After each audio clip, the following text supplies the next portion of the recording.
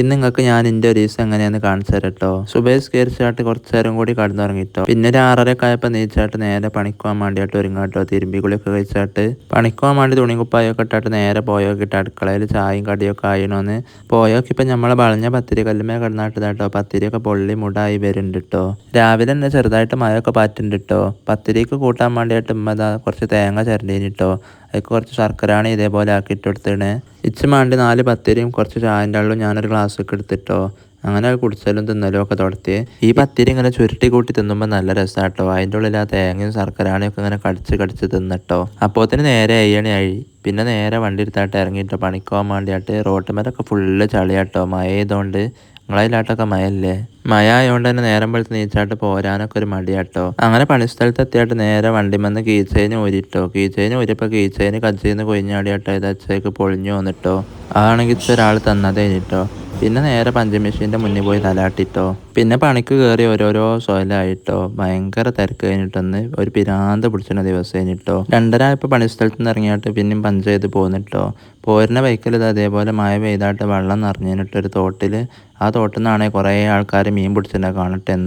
ഞാനെന്നും ഇങ്ങനെ വിചാരിച്ചിട്ടുണ്ട് അവിടെ ഒന്ന് ഇറങ്ങി നോക്കണം എന്നിട്ടോ. അപ്പം നോക്കുമ്പോൾ ഒരു മയാറ്റലായതുകൊണ്ട് എന്നും ഇറങ്ങി നോക്കാൻ കൂടെയല്ല കേട്ടോ.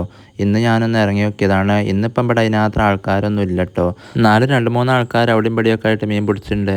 ഈ വല വീശുന്ന ആളാണെങ്കിൽ ഇന്നെ അറിയാമല്ലോ കേട്ടോ. ഞാൻ അയാളുടെ അടുത്ത് കൂടെ ഇറങ്ങി പോയപ്പോഴേക്ക് അയാളിൻ്റെ മോന്ത കണ്ടപ്പോൾ തന്നെ അജാണത് എവിടെ വെച്ചെന്നൊക്കെ ചോദിച്ചിട്ടുണ്ട് കേട്ടോ. ഞാനിപ്പോൾ വലിയൊരു സെലിബ്രിറ്റി ആയി തോന്നുന്നുണ്ടല്ലേ. ഇച്ച് പൊടിയില്ല. ഏതായിട്ടും അയാളോട് ഞാൻ പറഞ്ഞു എനിക്ക് ആ വല വീശിനൊക്കെ ഒന്ന് വീഡിയോ എടുക്കേണ്ടി പറഞ്ഞു. അപ്പം മൂപ്പര് ദമ്മാക്കി വല വീശിയൊക്കെ കാണിച്ചു തന്നിട്ടോ. നല്ല മീനുണ്ടായിഞ്ഞല്ലോ മിഞ്ഞാന്നും അതിൻ്റെ തലേനാളും ഒക്കെ കേട്ടോ. പക്ഷെ ഇന്ന് വലിയ മീനൊന്നും ഇല്ല എന്നാട്ടോ മൂപ്പര് പറഞ്ഞ്. വീശിനതിൻ്റെ മുന്നേ തന്നെ മൂപ്പര് പറഞ്ഞു കേട്ടോ മീൻ കിട്ടാൻ സാധ്യത കുറവാണ്, ചെറിയ ചെറിയ മീനെ ഇപ്പോൾ ഉള്ളൂന്ന്. എന്നാലും ഞമ്മക്കൊക്കെ ഒന്ന് കാണാമല്ലോ. അതുകൊണ്ട് മൂപ്പര് എന്തായാലും ഒന്ന് വീശിട്ടോ. വീശിയപ്പോൾ അങ്ങോട്ട് ബിഗണ കാണാൻ നല്ല രസമാട്ടോ. ഒരു പൂവൊക്കെ അങ്ങോട്ട് വിരിഞ്ഞ് ഇതാകണ മാതിരി ഇങ്ങോട്ട് ആ വല അങ്ങോട്ട് ഫുള്ള് വിരിട്ടോ. ചെറിയ കണ്ണിലുള്ള വല കേട്ടോ. അതിൽ ഫുള്ള് തച്ചേക്കത്ത് ചെറിയ ചെറിയ മീനൊക്കെ കുറേ കുടുങ്ങുന്നുണ്ട് കേട്ടോ. മൂപ്പരോട് ഞാൻ അങ്ങനെ കുറേ വർത്താനം പറഞ്ഞപ്പോൾ മൂപ്പര് പറയണേ ഇതൊക്കെ ഒരു രസമാണ്, രസമാക്കി പോരുന്നവർക്ക് ഇതൊക്കെ പറ്റുള്ളൂ, അല്ലാത്തവർക്ക് ഇതൊന്നും നടക്കൂലെന്ന് കേട്ടോ. ക്ഷമ ഉണ്ടെങ്കിൽ നമുക്ക് എത്തും നടക്കും. കുറേ ഇടങ്ങാറ് പിടിച്ച പണിയാട്ടോ.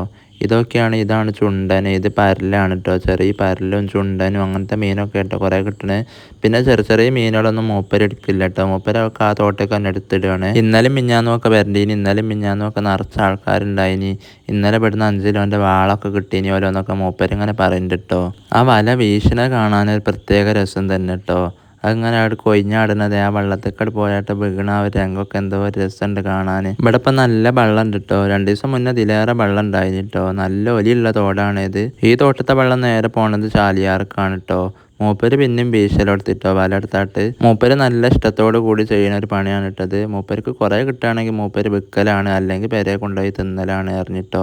അങ്ങനെ കുറച്ച് നേരമൊക്കെ വർത്താനം പറഞ്ഞ് ഞാൻ അവിടുന്ന് പോന്നിട്ടോ. പിന്നെ നേരെ പമ്പ് കയറിയിട്ട് കുറച്ച് എണ്ണ അടിച്ചിട്ടോ. വണ്ടിയിൽ എണ്ണ കാലിയാനായിണ്ടായിനി. എണ്ണക്കാണ് ഇപ്പോൾ ദിവസം വില കൂടുകയാണ്. പിന്നെ നേരെ പോന്ന് പീടികയിലെത്തിട്ടോ. പീടിക കയറിയപ്പോൾ തന്നെ പച്ചലൈസ് കണ്ടപ്പോൾ എടുത്ത് തിന്നിട്ടോ. പിന്നെ കുറച്ച് മിക്സർ വാങ്ങി വൈകുന്നേരം ചായക്കടി കിട്ടാൻ വേണ്ടിയിട്ട്. മഴ ഇങ്ങനെ പെയ്ത് നിൽക്കുമ്പോഴേ നല്ല കറുമുറായിട്ട് തിന്നാനെത്തെങ്കിലും ആണല്ലോ. ഇപ്പുറത്തേക്ക് തിരിഞ്ഞപ്പോൾ ഇപ്പുറത്തെ ഒരു ബക്കറ്റിൽ നിറച്ച് അച്ചപ്പം ഉണ്ടാക്കി വെച്ചേന് കേട്ടോ. അങ്ങനെ ഞാൻ നേരെ അതിൻ്റെ മൂടി തുറന്നിട്ട് അതിനും കുറച്ച് വാങ്ങിട്ടോ. ഇത് നല്ല കറുമുറാക്കി തിന്നാൻ നല്ല രസം ഉണ്ടാവും കേട്ടോ. വൈകുന്നേരം ഒരു കട്ടൻ ചായയും കൂടി കിട്ടിയാൽ മതി. ഒരു പൂവിൻ്റെ ആകൃതിയിലുള്ള അച്ചപ്പാണ് ഇട്ടത്.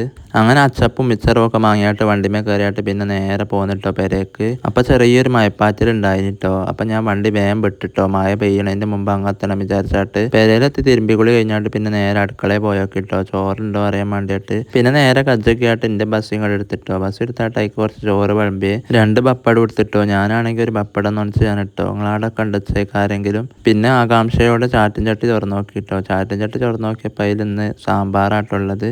അപ്പം ചൂറ്റായിട്ടോ. സാമ്പാറും ഇഷ്ടമാണ് കേട്ടോ. സാമ്പാറും പപ്പടും ഉണ്ടായ പിന്നെ നമുക്ക് വേറെത്തും വേണ്ടല്ലോ. അങ്ങനെ സാമ്പാറും ചോറും പപ്പടും എല്ലാം കൂടിയും കൂട്ടിയായിട്ടൊരു പിടുത്തം പിടിച്ചിട്ടോ. പെരയെത്തി ചോറയപ്പൊക്കെ തുടങ്ങിയപ്പോൾ ബന്ധമായ ഏട്ടേ പോയെന്ന് തന്നെ അറിയില്ല കേട്ടോ.